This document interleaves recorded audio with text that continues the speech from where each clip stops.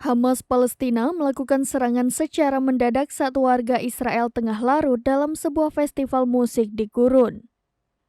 Tampak warga tengah asik berpesta saat Palestina Fighters turun dari langit menggunakan sejumlah para layang.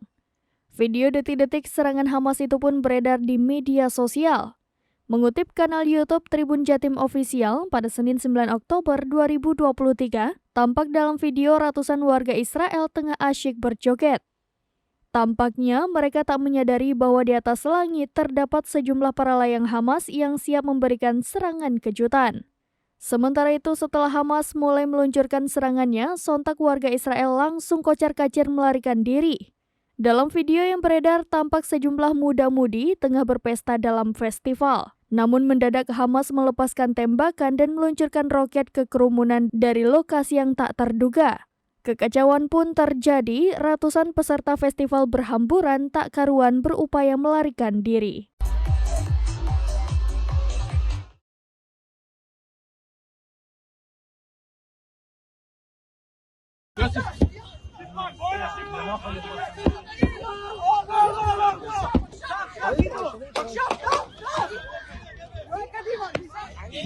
Download Tribun X sekarang, menghadirkan lokal menjadi Indonesia.